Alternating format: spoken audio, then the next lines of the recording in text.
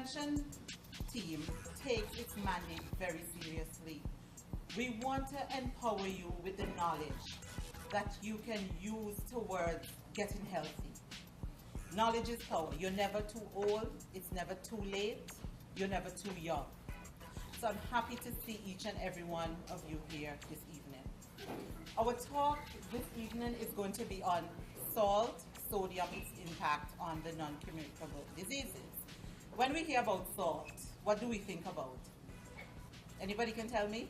Salt. When you hear about salt, the illness that you link with it? Hypertension. So I know both of our presenters, I know none of them can do the presentation without talking about hypertension. And hypertension is one of the major illnesses that medical benefits has to cover. We have from the young to the old coming in with hypertension. And we love our food. And we love our food seasoned. So sometimes we throw a little salt, it's not enough because you're not tasting it, so you throw some more. And anybody knows the other name for hypertension? It's known as anybody can tell me? That's it, the silent killer. So you can be walking around with high blood pressure and you don't even know until it's too late. So I'm glad you're here this evening, that our presenters, you're going to tell you what is it, how you can know that you have it, what you can do about it, and how, we can live a better life. So we have Dr. Cox, who's going to give us our first presentation for the evening. And Dr. Cox, although he may be young, he's very experienced. And I know he's going to give us an energetic performance this evening. And I hope that everybody grasps everything that he says. And don't be afraid to ask questions if you don't understand. Because when you leave here, it should be with much more than you came in.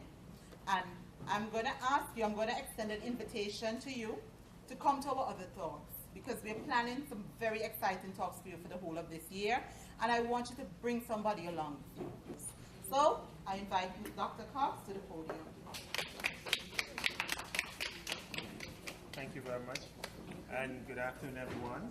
As we are about to embark on the discourse, it's good to see that, as the presenter said, that we have a lot of persons who are young, because we have to target the young persons. Not only that, we need to talk about prevention, because as we prevent, what is going to happen, the burden that is going to be on the society is going to be lessened. So it's good that we have a lot of young persons here today, and as we all can do, take what we're learning here back home to our family members, all the wives who are here, the females who are here, who prepare your dishes. You can make healthy choices, and it does promote or help with the promotion of healthy living in your family. Today we're going to be speaking about salt and its impact on non-communicable diseases. When we refer to non-communicable diseases, we're speaking about the diseases that are non-contagious, meaning that these are the diseases that are chronic and are handed down normally through generation. So for example, these diseases like high blood pressure, diabetes, cardiovascular diseases. So if you have a family member who has one of these illnesses, there's a chance of your high risk of you developing such a disease. It's something that is passed on. And it's chronic, meaning that it's going to be with you until you close your eyes. So we need to know how we're going to prevent these illnesses and how we can better treat them. Now, the purpose of this talk, Salt and Non-Communicable Disease, is to raise awareness of the negative impacts on salt, on health, particularly with the non-communicable diseases. And not only that, but in our society, in the Caribbean society, we just consume too much salt. And that is what we want to target. We consume too much salt, and we have to get that out. So, when we hear about salt, we want to know the composition of salt. What is salt? So the proper chemical composition of pure salt is sodium chloride. Sodium chloride. And I'm making emphasis on sodium chloride. I'll tell you why. Now, it has 60.663% of elemental chlorine and 39.32% of sodium. So, 1 teaspoon of salt is equivalent to 5 grams of salt, okay? So, in that 5 grams, we're going to have 2,325 milligrams of sodium, or 100 milliequivalents of sodium.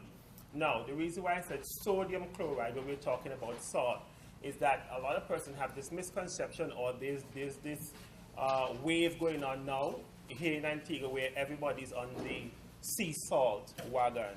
And everybody's say, okay, sea salt is best, and people are purchasing the sea salt. But just bear in mind that sea salt, table salt, whatever salt there is, it's salt. Okay, it's just salt. It's sodium chloride. So don't throw your money down the drain going after sea salt. These are just packaging or commercially packaged products that the advertisers want you to go down that line and buy their product. But salt is salt. Now, there are benefits of salt. What are some of the benefits of salt? We see that salt maintains the balance of water and fluids in the body and in our cells. It also helps increase the conductivity in nerve cells for communication and information processing. It helps to maintain muscle tone and muscle strength. It stabilizes irregular heartbeats. It regulates your blood pressure in conjunction with water. It extracts excess acidity from the body cells, particularly the brain cells. It generates hydroelectric energy in body cells. And it has a vast number of benefits here for salt. But if you notice also, it says that it helps the kidney to pass excess acidity in the urine, which is something that is quite good. And also, we know that salt is also a natural antihistamine. That is why sometimes when babies, or small babies or toddlers, are congested due to common cold, one of the things that we give them is normal saline solution in drops, and helps with the congestion. And when I spoke about the muscle tone and muscle strength, sometimes when a person will get a muscle cramp, like if you're at the beach, one of the good things you can do is take a gulp of seawater, because the salt helps to prevent the cramping. Okay? Now, what are the recommended daily salt intake for an adult? According to World Health Organization, it recommends limiting sodium to less than 2,000 milligrams a day. And the American Heart Association even dropped that a bit further by 500 to 1,500 milligrams per day. Now, in the following groups or group population, they should consume no more than 1,500 milligrams of sodium per day. Who are these persons? We see persons who are 51 years or older, persons who are of African descent, like us, Afro-Caribbean, Afro-Americans. If the person has already high blood pressure, if the person has diabetes, or if the person has chronic kidney disease, salt consumption should be lessened or lowered. What about children? Because when we speak about salt, we always concentrate on adults. But children too have to watch their salt intake. So the daily recommended maximum amount of salt for children, according to the age, for example, babies under 1 year, should consume less than 1 gram of salt a day. 1 to 3 years old, 2 grams of salt per day. 4 to 6 years, 3 grams of salt, and 7 years and over, they can consume just about the same amount as an adult. So, the effects of sodium, or sodium intake, and high blood pressure, hypertension, which is a non-communicable disease. We see that essential hypertension is seen primarily in societies where the sodium intake is above 100 milliequivalents per day, or 2.3 grams of sodium. When you surpass that consumption of salt in a day, persons are more predisposed to getting hypertension. And in addition to excess sodium intake, there are other factors that also influence high blood pressure and the risk of heart disease and stroke. These factors include what? Age. We see that there's a prevalence of high blood pressure or hypertension when in persons who are 55 to 75 years, approximately 3/4 of those aged 75 years and older. If you have a family history of hypertension, you are also at risk. So we see as having a family history of high blood pressure, including parents or close relatives with high blood pressure, increase the likelihood that you or your children would also develop high blood pressure. So that is the emphasis. If you have a family member, parent, mother, father, or grandparent who has high blood pressure, the likelihood of you getting high blood pressure is high. So if you're not diagnosed with high blood pressure, you're going to take several steps in order to prevent you from being diagnosed with that disease. And one of the best way you can go about doing so is by lowering your intake of salt daily. Also, persons who are obese. That's one problem we have in the Caribbean. Persons who are overweight. So when you are overweight, you can that increases the blood pressure. So what we can do, by lowering the weight, we what? Lower high blood pressure. Physical inactivity. Physical inactivity today is not the same as a few years ago. Why? Because a lot of persons are moving around in transport, buses, your vehicles, a lot of people, and because of the stress of everyday living and so forth, persons are not getting the physical activity that they require. So we see that adults should engage in moderate physical exercise at least 30 minutes in a day, okay? And such activities we know help to lower the blood pressure.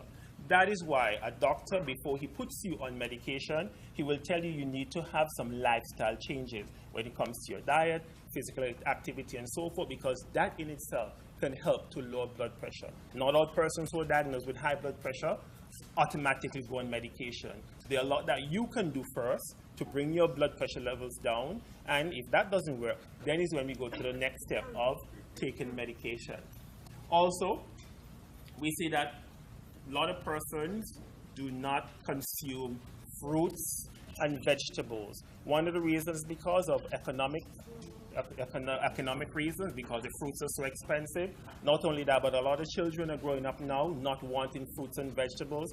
Some of us look at it as a good thing. Oh, I don't eat this, or I don't eat tomatoes, or and it's looked upon as a good thing. But no, we must consume fruits and vegetables, because an inadequate intake of potassium, fruits, and vegetables, we see that when a person consumes these, it helps to lower blood pressure. And also we have the excess use of alcohol. Persons who drink alcohol in excess, they are at a high risk of developing high blood pressure. So it's recommended that for a woman, she should not take at least a glass of alcoholic beverage in a day, and for a man, that can be taken up to 2 glasses. Now, reducing salt intake from 170 to 100 milliequivalents a day, which is 2.3 grams of sodium, this can lower your blood pressure. And it lowers blood pressure in persons who are normotensive. Normotensive means that you do not have blood pressure.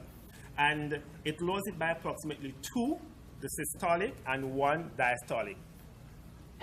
Well, I don't know if a lot of persons know that when you take your blood pressure, you get 2 readings. Some persons refer to the higher reading and the low one. There's 1 systolic and diastolic, okay? And we see that increased sodium chloride intake in sodium-sensitive patients leads to volume expansion and a rise in blood pressure. So when we talk about sodium-sensitive patients, patients who are sensitive to sodium, what do we mean by that? Like the blood pressure responsiveness to the variation in salt intake. Okay? Because not everyone who takes salt, the blood pressure is going to spike. Some persons are more sensitive to sodium, so right away their blood pressure will spike. Others, that would not happen. The extent of blood pressure change after abrupt changes in salt intake varies considerably from individual to individual, and the same individual tested at different times. So a person can be tested at different times by consuming sodium, and the blood pressure would fluctuate. And we see that salt sensitivity increases with age and is more marked in African Americans, or we can say Afro-Caribbeans as well, in persons who are obese and patients with metabolic syndrome or chronic kidney disease. So, complications of high blood pressure or essential hypertension. These are the target organs that all of us have in our body. You have the brain, and the most common complication is stroke or transient ischemic attack. That is what is hitting the population. A lot of persons are getting stroke as a consequence of inadequate control of blood pressure. We have the heart. We have left ventricular hypertrophy.